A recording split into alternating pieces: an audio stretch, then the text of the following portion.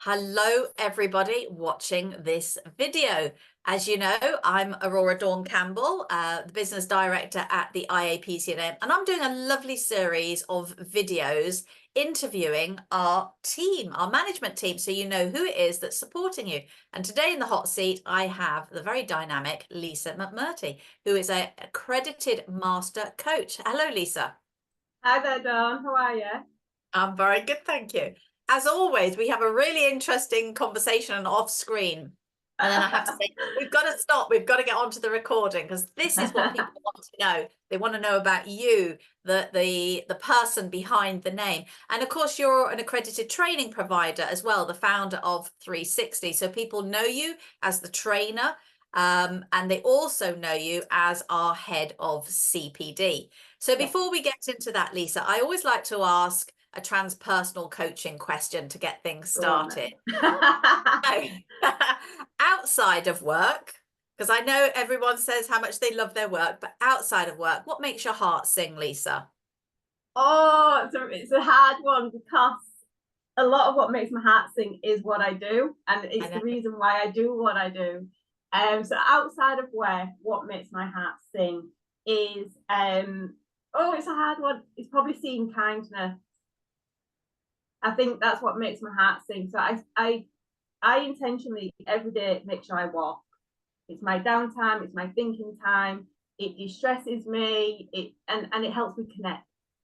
So I love walking, and then I notice just little things. I notice somebody holding hands or somebody helping somebody else, and it just it lights me up. So somebody messaged me this morning a beautiful photo in connection to something I shared on social media, which was about my daughter's lemonade stand. Yeah. And so somebody randomly sent me a picture of something in a shop saying, I think Emily might like this. And I'm like, oh my God, that's so kind. So I think it's kindness is what makes my heart sing, is seeing kindness from others. Okay, that's lovely. Nobody has said that before. A lot of the people that I interview over the years say that walking, getting out in nature is very grounding, but nobody's mentioned kindness. Other than the lovely Emma Louise Elsie. I don't know if your paths has crossed with Emma. Not yet. She's the founder of the Coaching Tools Company, and she did that great masterclass for us about what does it take to be an overnight success. And of course, there is no such thing. It took, many years of doing lots of different roles. And now her passion is a blog newsletter called Fierce Kindness. Like it. Just hook you up. I'll look her up. It has to be kindness. That is definitely what lights me up. Yeah, well, her monthly newsletter is amazing. Fierce Kindness.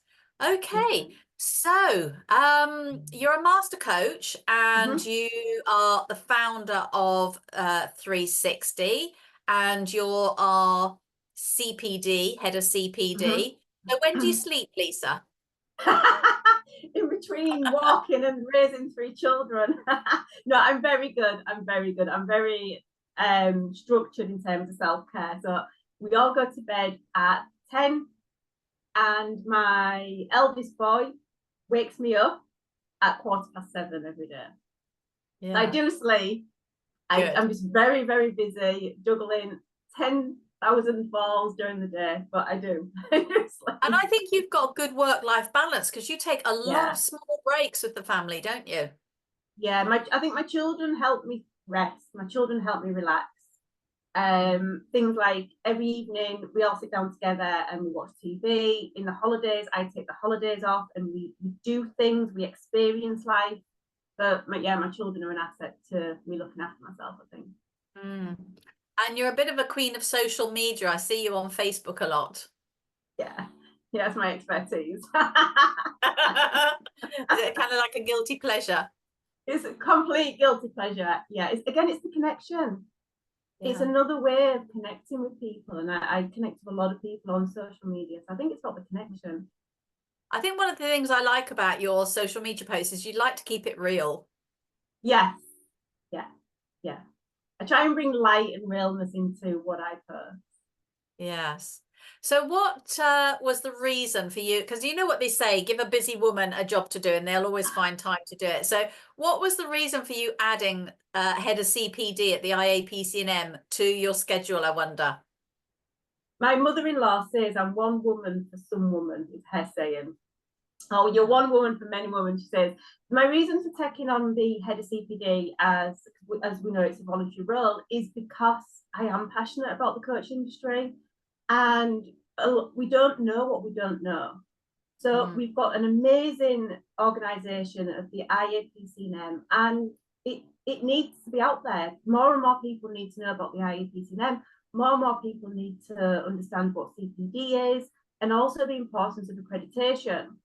And the more that that's spread, the more people that are aware of it, then the more coaches can make that informed choice of improving their own practice, ensuring that legalities are covered, that they're in their own kind of professional development on a regular basis.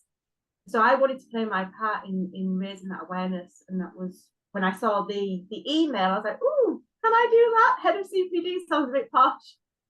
But that was my reason, was I wanted to play a part in improving the coaching standard. Yeah, okay, interesting. I mean, you're absolutely right. There is a huge amount available, and you know, if we are to be considered as a professional profession, then practitioners do need to step up and join a regulatory body in some form or another, seeing as this is an unregulated market. And somebody I was interviewing the other day said to me, you don't know what you need until you need it. Exactly And that. Yeah. it's kind of what you've just said in a different way. And the person who needed it was working as a coach in schools, and the schools just kind of assumed that the coaches were accredited. And I think that's one of the problems that we have in our industry, Lisa. Because counselling is and therapy is regulated, they think coaching is regulated. So when there was a problem in the school, and it had nothing to do with the coaching, but they said to everybody who was involved in the school, oh, you better get your evidence portfolios ready because we're going to be inspected. You are accredited, aren't you? And they went, no. And so they came to us very quickly and said, can you quickly accredit me? And luckily we can do it within 2 weeks if you've got your evidence portfolio together, just so that they could add that all important piece of paper to the school's evidence portfolio for being audited. And it struck me that that must be happening left, right, and centre, because again, I was speaking to a solicitor who had a coach, and he said, and they said to me, and the guy said, and the coach said, oh, and by the way, I'm accredited. And he went, well, I assumed everybody was accredited. And he said, no. So I think that's a really big problem. Yeah, it's becoming more and more, I think more and more, because more and more people are becoming aware of it, more and more organisations are asking for it, whereas it wasn't known before as much. So I do think it is, I think we are becoming more visible in terms of the importance of regular CPD, and also the importance of accreditation, and therefore insurances and organisations are starting to ask coaches for evidence of such things. Yeah. So as head of CPD, what's your focus? What are you seeing that members need, Lisa? Two things, I think. One is they are wanting support in the business side of their business, is the understanding of how to actually get paying clients and how to basically how to build their business. So we find those types of masterclasses work really, really well for our audience. They're wanting to be out there, they're wanting to make a difference, and they're wanting to know how to do that. And then there's another part coming through, which is around CPD skills, skills growth. So once we've qualified, a lot of us want to know more and more and more. So if we can offer regular CPD around like skills growth, skills enhancements that build upon their existing training, then again, they're out there in the marketplace feeling more confident, having more resources in their toolbox that they can share with their clients and support their clients. So I think there's two prongs to it. One is the business building CPD, and then the other one is just continuing to build skill set. Okay.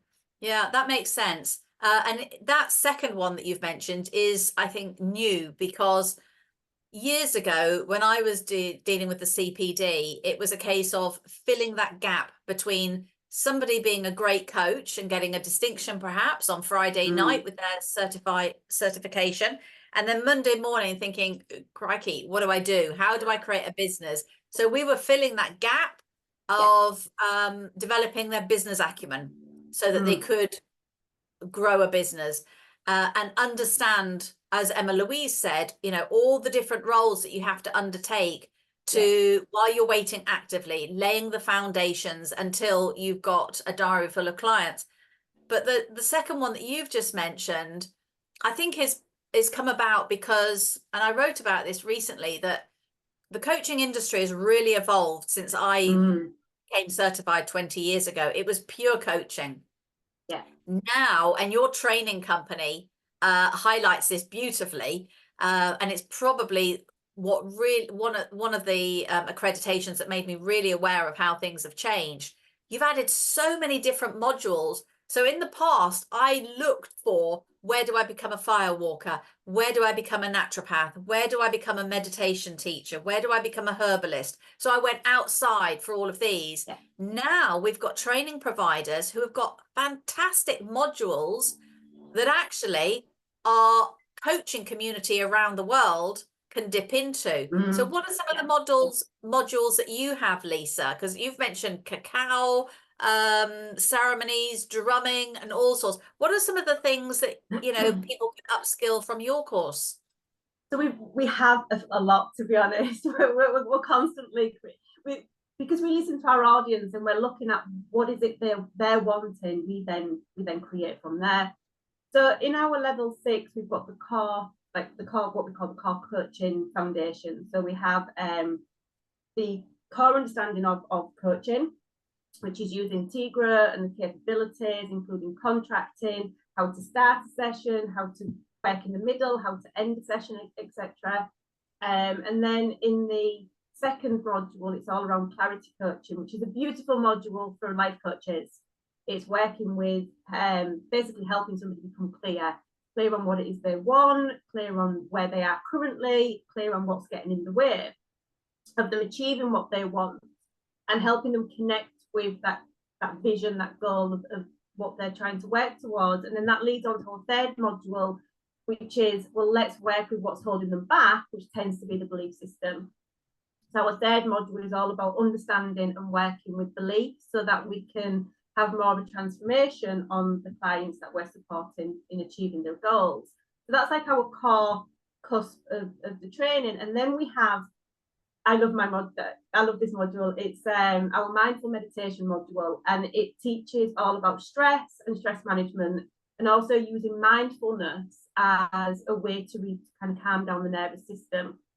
That can be done very easily, very quickly, because one of the obstacles is, especially when people are very busy, is they haven't got 20 minutes, 30 minutes to sit down and meditate at the beginning. And when they do, their brain fires off. Of course it does, because that's what happens. But that can be the sabotage to calming down the nervous system. So we come at it on, start with the mindfulness, start with being aware of the present moment while you're washing the pots, whilst you're in the shower, etc., and then build from there. And we actually get our students to do 21 days of mindfulness, because we want them to experience the challenges and the hurdles that happens when you commit to mindfulness. And the feedback we get from that is exponential.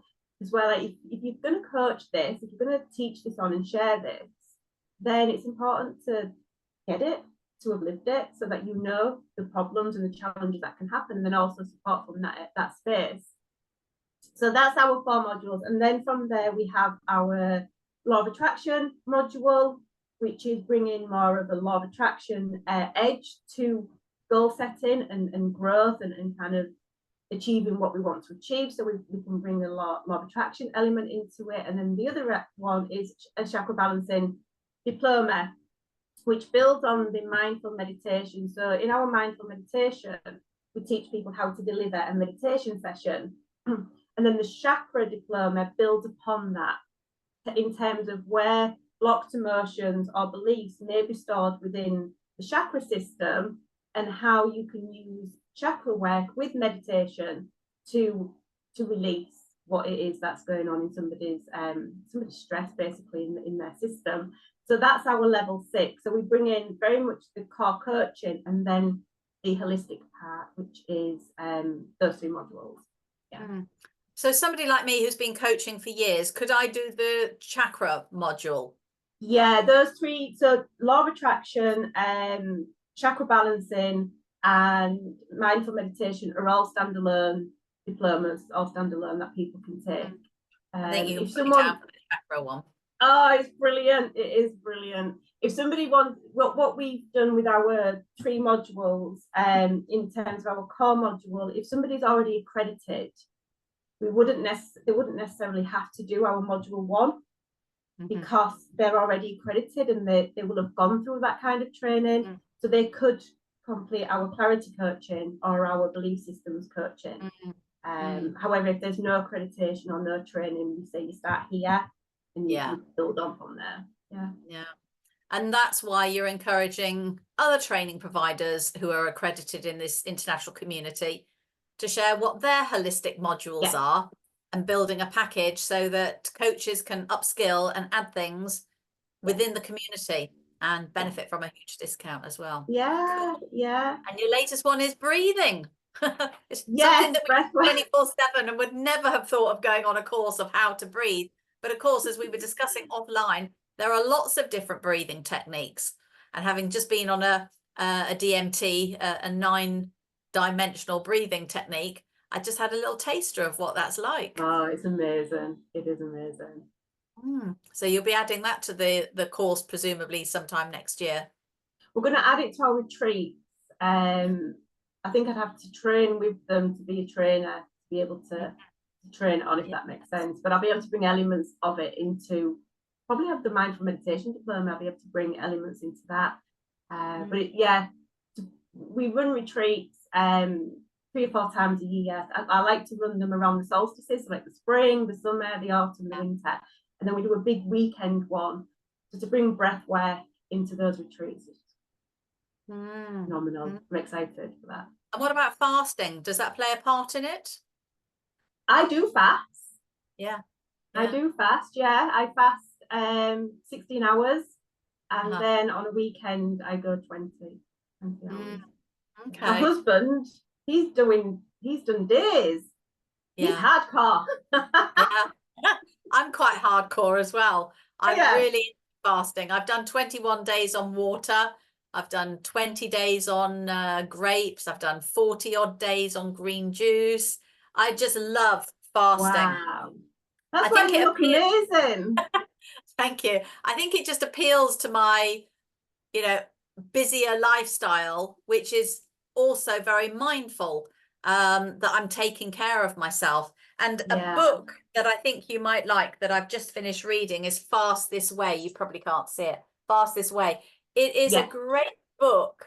And I think you'd really enjoy it because it encompasses a lot of holistic things around fasting and how meditation is greatly enhanced on an empty stomach. So I've asked my meditation not to eat on the day that we meditate for group now. So I think they could be potentially up for skipping breakfast and going for that all important 16-18 hour break. But lots of wonderful holistic practices out there that enhance not just our coaching skills, but our self-care. And the more we tend to be perpetual students, the more we know, the more we want to know, the more our clients benefit. So it's a win-win. Absolutely. Which takes us back to the first question you asked, which was what lights you up? I was like, outside of work, I don't know initially, because all of this, living healthy, helping others, understanding more about the mind and the body, and finding all these amazing ways to improve our health emotionally, mentally, physically, and spiritually. That's what lights me up. Always has, always will, and I think that's why I'm always studying. But then it goes into work. Well, I think it was Nick Williams who said, "Do the work you're born to do, and you'll never work another day in your life." So you just said, your life and the work that you do is not work; it's just your passion. So It's beautiful that, and you know, it's not a luxury. We should all feel like that, but unfortunately too many people don't, as we know. People are coming to us for career coaching and stress coaching, and you know, they're dealing with all sorts of issues, and that's the beauty of coaching. We can really quickly help them find alternative solutions to what they're feeling. Absolutely. So going back to CPD, there's a huge amount out there. We do the annual statement every January on what members had access to the year before. And it's grown exponentially in the last couple of years. So it's now about £16,000 worth of benefits if somebody took advantage of everything that we put in front of them. So the masterclasses, the discounted training, the PR opportunities, the work opportunities, and so on. So much so that it has become a bit of a minefield. So members are saying, well, where is it? How do I access it? How do I work through it logically? And one of your partners in one of your businesses has taken on the role, Joe, of orientation manager. So that's fantastic that in a way you two are working together again. Oh, that's amazing. In another capacity, which is cool. So you're bringing up the CPD, and Joe, you're building the CPD, and Joe is a natural. She's wrapping an arm around the members and helping them understand how to take advantage of the opportunities that you're bringing to them. So it's a That's really like our business. Yeah. And that's what it's like at the IAPC&M. You know, it has become a bigger family of like-minded people all helping the members, because the mission that when we started 26 years ago now was always to help the end user. And I think that came because Adele and people before her were in the NHS like you started your career there. So we've had a very compassionate and empathetic philosophy when we grew our business. So yeah, interesting. It comes full circle every time, doesn't it? It's an amazing company, and I'm not saying that because I'm included, because I'm in it. I chose to be in IAPC&M because it's an incredible company, and I always remember when I was looking around for an accredited company to become a part of. The reason why I came back to IAPC&M was because it felt like there was compassion, and it felt very warm. It's probably the best way for me to describe my first interaction with IAPC&M, and I knew that people cared within the company, and that was why I said yes. Well, not yes, because you said yes to me by accrediting me and taking me through the assessment, but that was why I chose IAPC&M for that process. Yeah. Oh, thank you for that. And of course, for somebody like you with your background, accreditation was a no-brainer. You know, you came out of the NHS, you would have just automatically thought, where do I become accredited? Which a lot of practitioners don't do, which is why our work as an education body is so important. And it's why we make all our CPD complementary to everybody, because we're passionate about everybody benefiting. So we have ICW coming up. We do. Again, 2 weeks. Just so fast. Yeah. And this is an amazing opportunity. It's a week long, and it depends. You might be watching this and thinking, oh, well, what are they talking about? Because it's already been. But for our members, they will always have access to the archive of the 20 expert international speakers that we line up each and every year to celebrate this. And this is the first year that Lisa organized the whole thing on her own. Yay, well done. I looked like a swan. My legs were like this underneath. So we're looking forward to good things. And yeah, it'll be great fun hosting it as usual. It's the 26th anniversary of International Coaching Week, same as the IAPC&M 26th anniversary. And the founder, Jerry Udelson, is her birthday on the last day. So that's quite kind of fitting, isn't it? So I'm conscious of the time. I need to let you go, Lisa. Thank you very much for spending this 20 minutes or so with us. It just means that members get to know the person behind the title a little bit more. It's a nice promo for you to share with any of your prospective students as well, because I sense there's a huge amount of compassion, energy, and just love behind, you know, the title, head of CPD and founder of 360, etc. So it's always a pleasure talking to you, Lisa. Thank you. You too. Thank you. Thank you for your time. And whoever's watching, lovely to meet you. Yeah. Have a great day. Thank you. Thank you, Dawn. Okay. Bye-bye now.